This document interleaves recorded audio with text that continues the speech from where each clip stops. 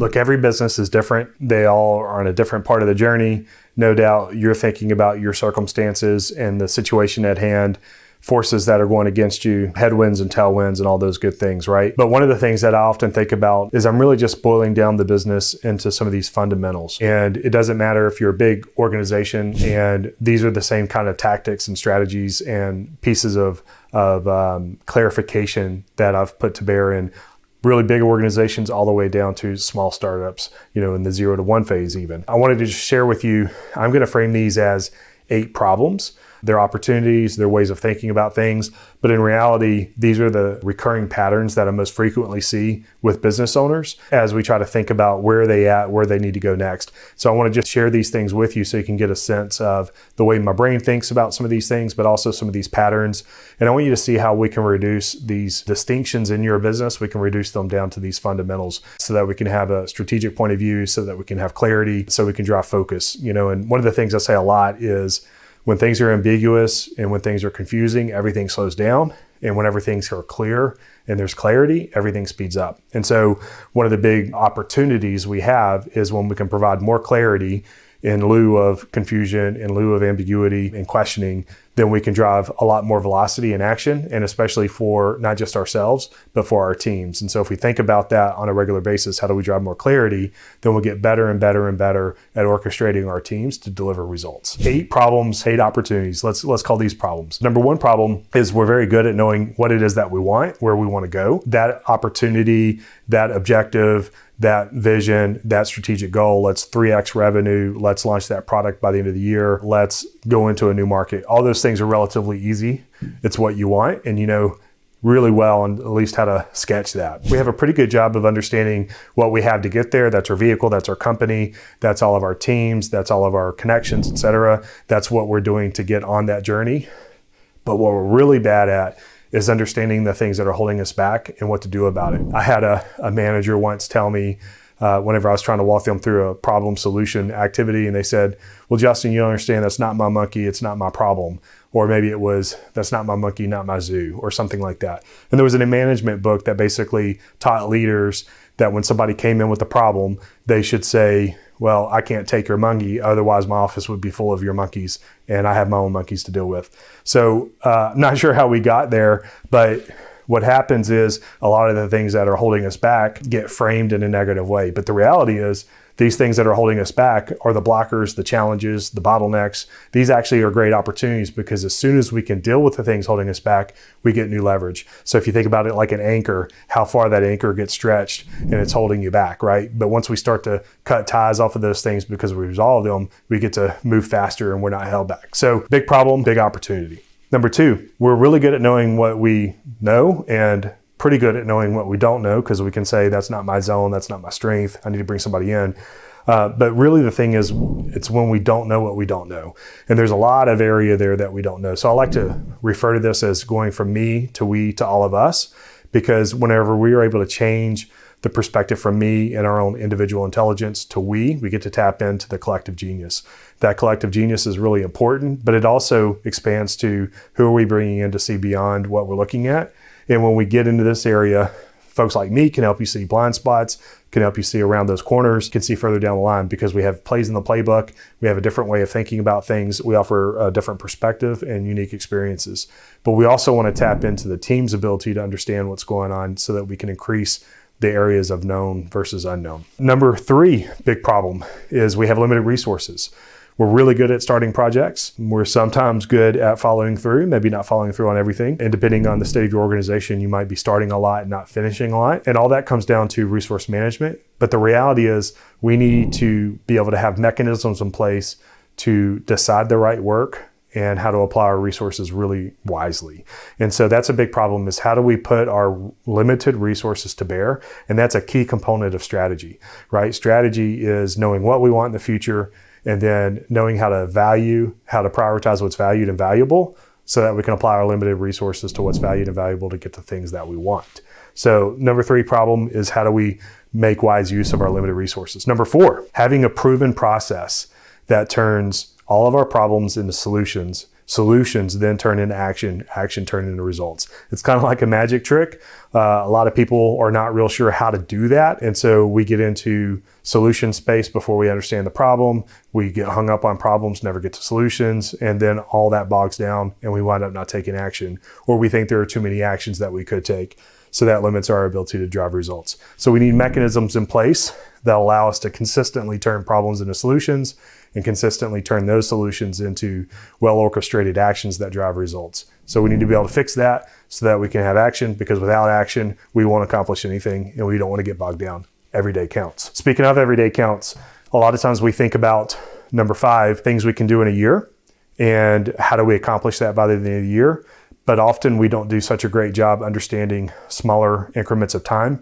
And my suggestion is we need to be in the space of 90 days or less. I like to think about it as 3 blocks of 30 days. And then those blocks of 30 days are 2 weeks, right? So we get 2-week sprints. That's how I like to think about it, because in this same 90-day period, we could have, 6, 12 different sprints that could go into that process. And so that's a really important part of how do we think about our time and how do we execute in 90 days rather than trying to think about it as what we'll accomplish in a year.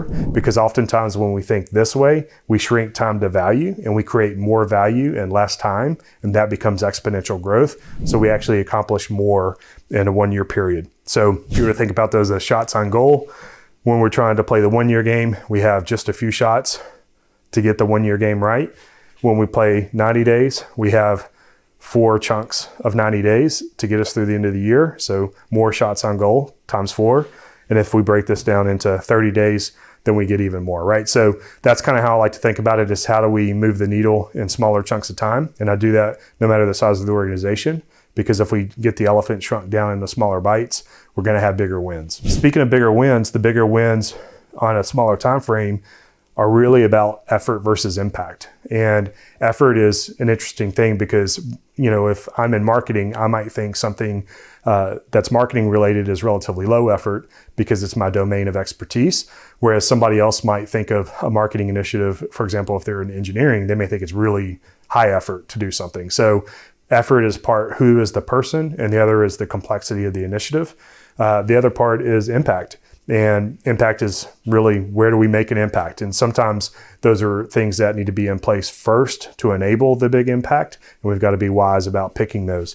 So we want to have a way to understand high impact with relatively low effort versus things that are high effort and low impact. And a lot of times we prioritize work that is so impact and pretty high consumption of our effort, and that keeps us busy, makes us feel like we're doing a lot of work, but it isn't necessarily impactful. So this is another big problem, is how do we prioritize high impact effort and then our high impact items, and then how do we know when to do high impact, high effort things? And what I find a lot of times is people have been delaying over a long period of time something that is high impact because it is also high effort. And then it's because they don't know how to manage their resources well. They don't know how to address the things that are holding them back. And they don't know how to actually address the things that are unknown to them. And so that winds up being a big opportunity for the owners to address some of those items. The other part is what I call the royal flush of business, right? Like, how do we have a winning hand in what we're doing? And oftentimes what I find is most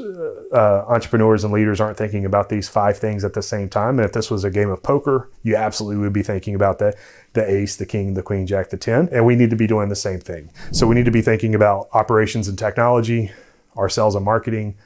We need to have high impact people organization in our culture.